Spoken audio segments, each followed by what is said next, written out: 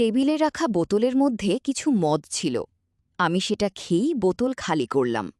আমার লজ্জা মুছে দিয়ে আমি রুমের আলো নিভিয়ে দিলাম। আর বাবা আমাকে মা ভেবে বলছে, তুমি এসেছ?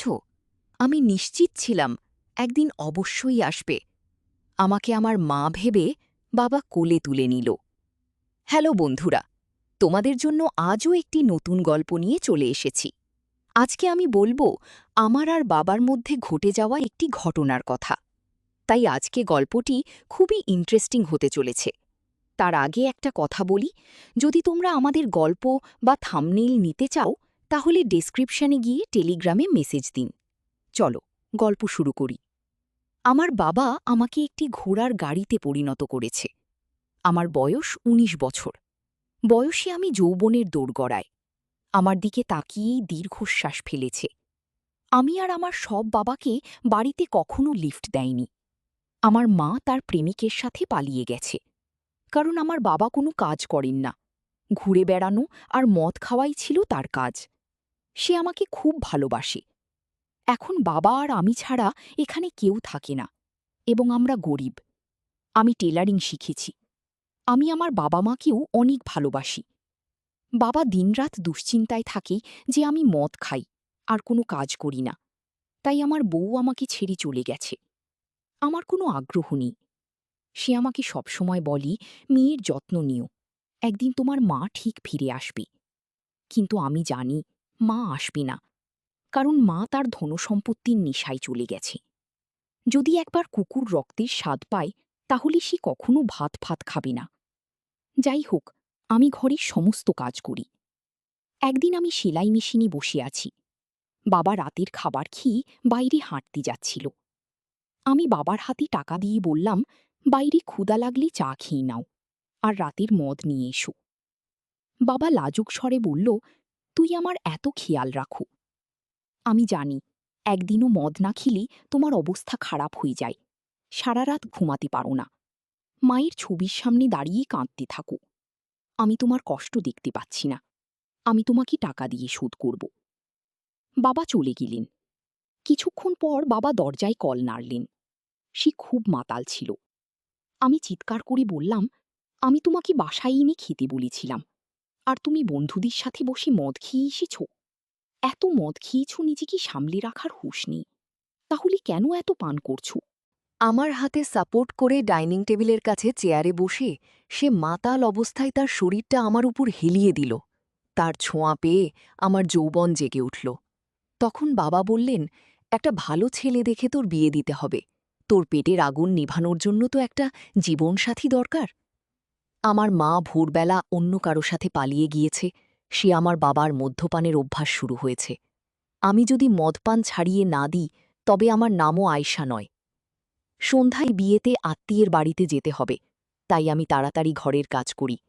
আমি আর বাবা নাশতা করলাম।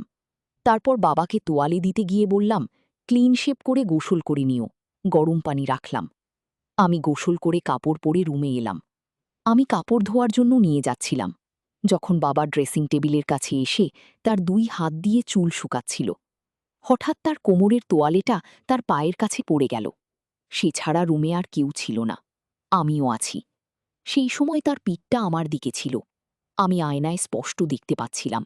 বাবা তাড়াতাড়ি তোয়ালেটা জড়িয়ে নিল। আমি বাবাকে বললাম, বাবা মনে আছে তো, হোটেলের বারান্দায় আমাদের দুজনের একটা পার্টিতে যেতে হবে? সন্ধ্যায় আমরা পার্টিতে গেলাম। লাইটের মধ্যে মিষ্টি গান বাজছিল। একদিকে ভেজ ননভেজ খাবারের ব্যবস্থা করা হয়েছিল, অন্যদিকে আমরা বরকনেকে আশীর্বাদ ও উপহার দিয়েছিলাম। আমরা সবাই পার্টি উপভোগ করতে লাগলাম। তারপর বাবা বিদেশি মদ খেয়ে নিলেন এবং আমি কোল্ড ড্রিঙ্কস পান করতে লাগলাম।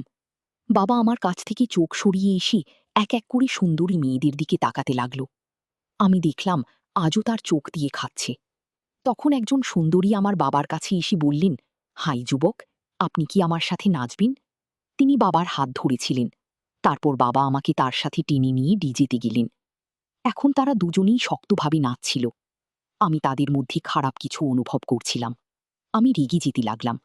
মনে হলো আমি ওর মুখ ছিঁড়ে ফেলি। তখন আমার ভিতর থেকে একটা আওয়াজ এলো, আয়শা, উনি তোর বাবা, তোর স্বামী নন। তোর খুব হিংসা হচ্ছে। ও তোর মায়ের সুখ পায়নি, তাই হয়তো ওই মহিলার কাছে গেছে। আমি রেগে বাবাকে ওখান থেকে একটু দূরে নিয়ে গেলাম। আমি বাবাকে বললাম, তুমি নিশ্চয়ই ওই মহিলার সাথে ভালো এনজয় করছো। বাবা বলল, আরে সে তোমার মায়ের বন্ধু রেখা। তোমার মা আমাকে ছেড়ে চলে গেছে, আর ওর স্বামীও কি ছেড়ে চলে গেছে। আমি বললাম, তোমরা দুজনেই ভালো হয়ে যাও। বাবা বলল, আরে তোর মায়ের তো পটটা একদম পরিষ্কার, এই জন্যই তোকে বলে দিচ্ছি, এই মায়ের কাছে তোকে কিছুদিনের মধ্যে আসতে হবে। এই বলে বাবা আবার বোতল থেকে মদ বের করে নিয়ে যাচ্ছে। তার অবস্থা দেখে নিজেকে কন্ট্রোল করতে পারলাম না। তারপর আমরা পার্টি সেরে বাড়িতে ফিরে এলাম। এরপর থেকে বাবা প্রায় ওই মহিলার কাছে যেত। আমি ভাবছিলাম কিভাবে আমি তার কাছ থেকে বাবাকে দূরে রাখব। পরের দিন রাতে আমি বাবার রুমে গেলাম। তখন বাবার রুমের আলো জ্বলছিল। টেবিলে রাখা বোতলের মধ্যে কিছু মদ ছিল। আমি সেটা খেয়ে বোতল খালি করলাম। আমার লজ্জা মুছে দিয়ে আমি রুমের আলো নিভিয়ে দিলাম। আর বাবা আমাকে মা ভেবে বলছে, তুমি এসেছ, আমি নিশ্চিত ছিলাম একদিন অবশ্যই আসবে। আমাকে আমার মা ভেবে বাবা কোলে তুলে নিল। প্রথম প্রথম খারাপ লাগছিল, কিছুক্ষণ পর আমিও খুব মজা পাচ্ছিলাম। অনেকক্ষণ মজা করার পর আমি চুপচাপ রুম থেকে চলে গেলাম। বাবার রুমটা যখন পরিষ্কার করছিল তখন আমি অবাক হয়ে জিজ্ঞেস করলাম, বাবা, তুমি খুশি হয়েছ তো? বাবা বলল, আজ আমি খুব খুশি। আমার অনেক দিনের ইচ্ছা আজ পূরণ হল। আজ থেকে আমি মদ্যপান বন্ধ করে দেব। বাবার ঠোঁটে হাসি ফুটে উঠতে শুরু করেছে। কিছু পেতে হলে অনেক কিছু হারাতে হয়। এইভাবে আমাদের সম্পর্ক চলতে থাকে। যাই হোক বন্ধুরা, আমাদের আজকের ভিডিওটি এই পর্যন্ত। যদি আমাদের ভিডিওগুলি ভালো লাগে তাহলে লাইক, কমেন্ট এবং শেয়ার করুন। আর সবার আগে ভিডিও পেতে আমাদের মিস স্পাইল ব্লগ চ্যানেলটাকে সাবস্ক্রাইব করুন এবং পাশে আসা বেল আইকনটি অল করে দিন। সবাইকে ধন্যবাদ।